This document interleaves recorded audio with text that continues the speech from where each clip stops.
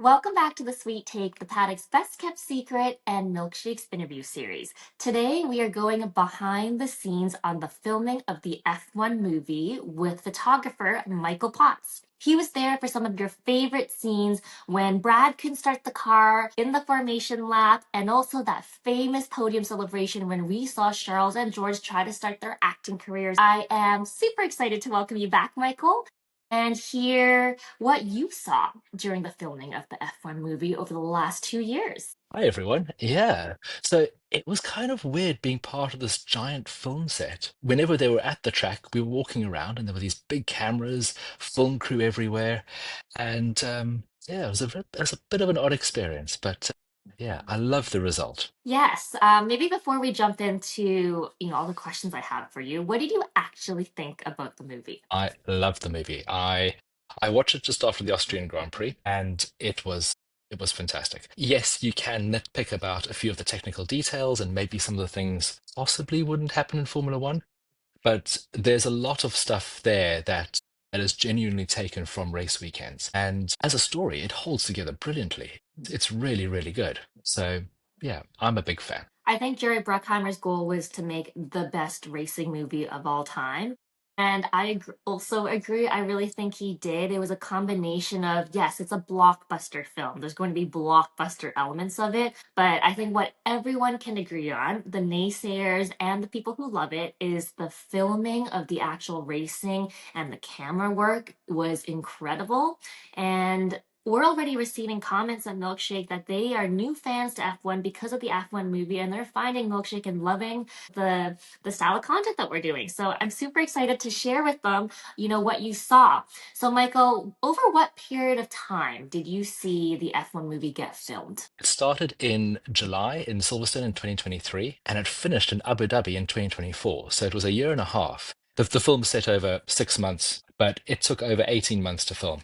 Part of that was due to the writers' strike. So they started filming, they filmed scenes in Silverstone and in Budapest, and then the writers' strike took place. Brad's a member of the union, and all filming pretty much with the stars stopped. So they were able to get some crowd shots and some atmosphere shots, but that was about it. Right. Yes, I forgot about that moment when strike happened and all of that had to stop for a period of time. How realistic was the APX setup at the track? Take us through what you saw from like a garage standpoint, the car itself. Like how realistic was it? Their hospitality motorhome was a former Formula One hospitality motorhome. I think it was the old Toyota motorhome, the one that Renault had for a bit. So it was a genuine motorhome. Their actual garage was nicer than pretty much everyone else's garage. They had very, very cool directors' seats that aren't present for even Mercedes or Ferrari. It was spotlessly clean, beautifully designed, and the whole sort of apex and their logo and everything was really, really good. So yeah, so I think from that side of the sort of infrastructure side of things, they did a outstanding job.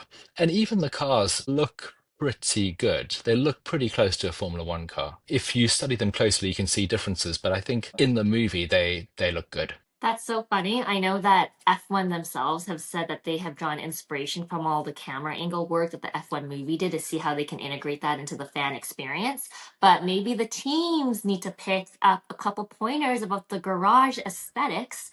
And those seats do look more comfortable than the regular F1 team seats. And you're right, it was like the white in this garage. I don't know how they kept that thing clean. Formula One teams do make a real effort of keeping the garages clean, and they usually are spotless.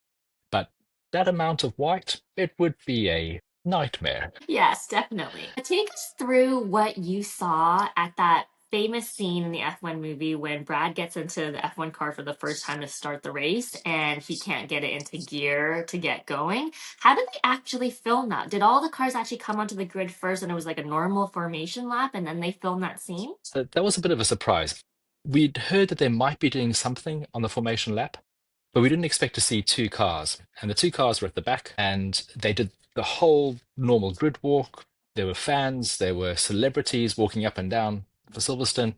They did the national anthems. Brad and Idris were taking part in that. And they climbed into their cars, and as everyone moved away on the formation lap, they followed on. Obviously, Brad was a bit stuck, so he follows on a bit later.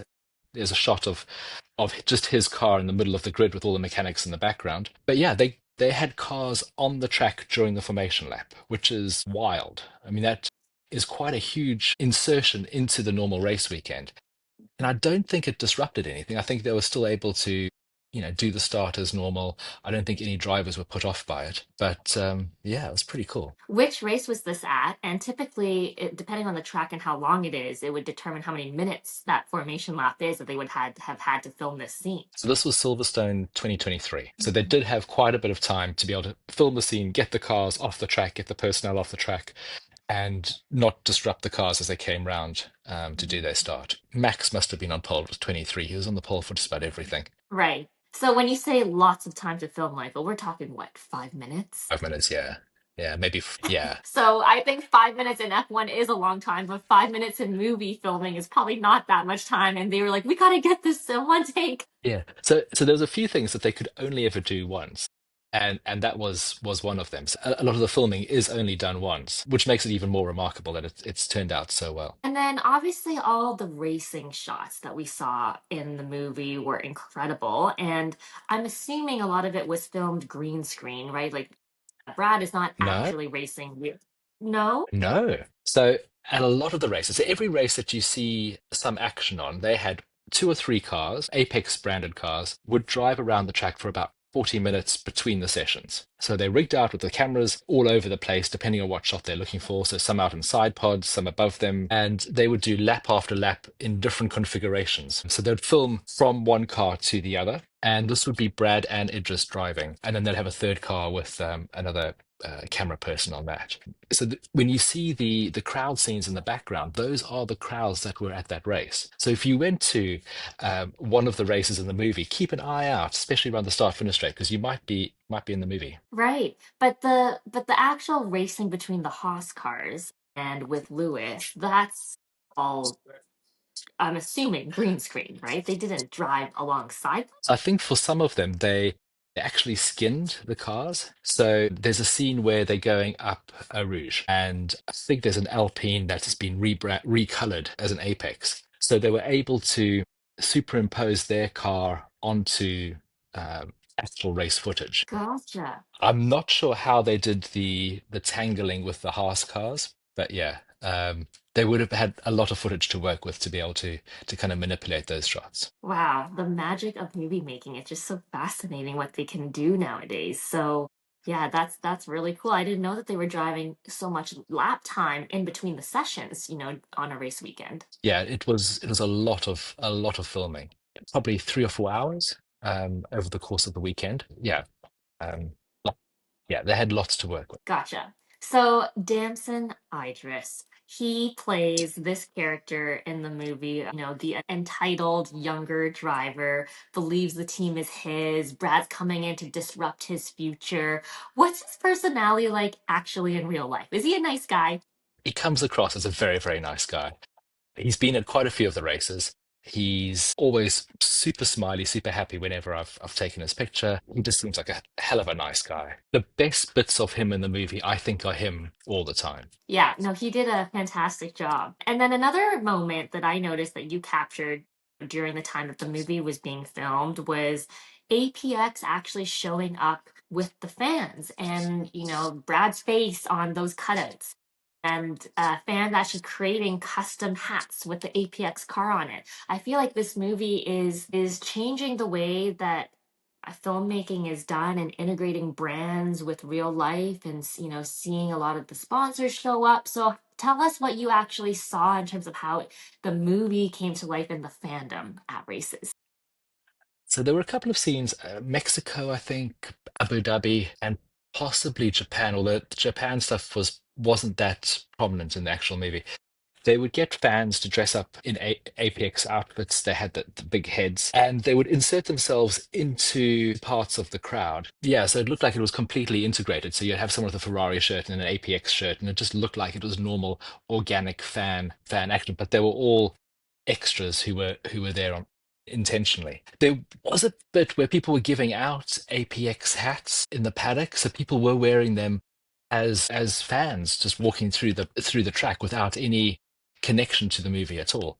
I believe you can buy some APX apparel at the Formula One store. So if you really love the team, you can keep supporting it. But there was this brilliant scene in Japan where, as you know, the Japanese fans are the best in the world. They really go to town when it comes to dressing up and supporting their teams. And a bunch of them were wearing these hats with massive cars on them, APX cars. But the tell was that there was three people in a lineup, and they all had the same designed, handmade hats. Usually, what happens is a Japanese fan will build his own car by himself using bits of paper and plastic and whatever he finds, and you won't find two that are the same. So to find three that are almost identical with three different groups of people was a bit suspect. That part wasn't shown in Gotcha. the movie. Yes, gotcha. Okay, that makes sense. It does. I mean, like, I guess this is part of the movie making. It just felt so real. Obviously, that they were extras. When people take photos of these fans from a fan point of view, it just looks like they're supporting the race. So, very Yeah. cool.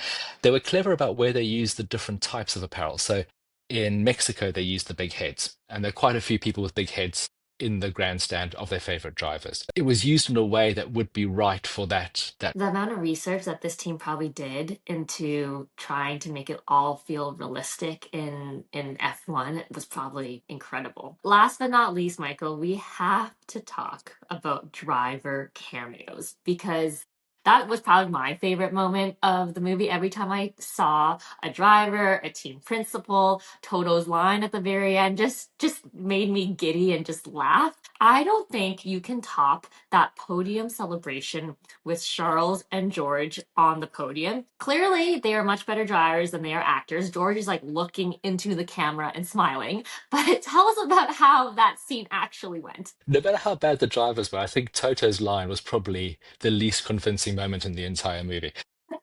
But yeah, so it was the end of Abu Dhabi, and Lando had just won, but they reshot the scene with George and Charles and Idris. So he comes out on the podium as if he's won the race. He gets handed the trophy, they spray some champagne, and then they all went back inside. And a few minutes later, they came out again. I thought, oh, okay, they're doing a retake. And this time, Brad was given the trophy, but he refused to take the trophy. They spray some champagne. They actually did that scene twice, and you weren't sure which one they were going to use in the movie. So we've got this scene where we have both drivers winning the same race, but the Formula One guys didn't do a great job. And it's a good thing that they can drive fast because I don't think they'll be able to fall back on the acting career. Yeah, I think a lot of people, because for example, Simone Ashley, who is the Bridgerton actress and star, she was in the movie and had a bunch of parts that were filmed, and then she was completely cut. And people were up in arms that, why was Simone cut from the movie? We wanted to see her in it. And I don't think people realize that a lot of the movie making is actually done when you edit. And so you film tons and tons of scenes and then you put it together based on how, the filming turns out and what the storyline is. The fact that you're sharing with us that, they filmed different scenes for almost different endings is a definitely behind the scenes take. Yeah, so the amount of track stuff and things that took place at the racetrack actually only takes a small portion of the movie, and they filmed tons and tons and tons of footage for those scenes. There's a scene in Silverstone when they're arriving, when Damson's arriving in the paddock. It took about half a day to film, and they took that 8 or 9 takes, and it's seconds in the movie. So that kind of gives you an idea about the sort of the amount that they filmed just to get everything perfect. Well, there's already rumors there's going to be a sequel where Brad becomes the team manager. With the success of this movie so far, I wonder how much more integrated that they can be if they were to film a sequel in the coming year plus or so. It's crying out for a sequel. It's done so well. One of the top opening weekends of a film since COVID that's a non sort of franchised film. Yeah, it's really done well. Yeah, I think a sequel's on the cards. One of my favorite moments, I saw that Toto did his own dub of himself in multiple languages. So there's a video of him filming his Italian version of his line, the German version of his line, the Austrian version of his line. Obviously, he's got the English one. I can't remember if there's one more, but maybe Toto, out of everyone on the grid, is going to jumpstart his acting career. I think he'd be following more in the footsteps of Arnold Schwarzenegger than anyone else. Yes. So thanks for joining us for this week's episode of The Sweet Take. And thank you, Michael, for sharing with us what you saw in the filming of the F1 movie. So fascinating. And we are all here hoping that the sequel comes out. So stay tuned for our next episode. And you can find Michael's socials linked below. And we will be talking again soon. Bye for now.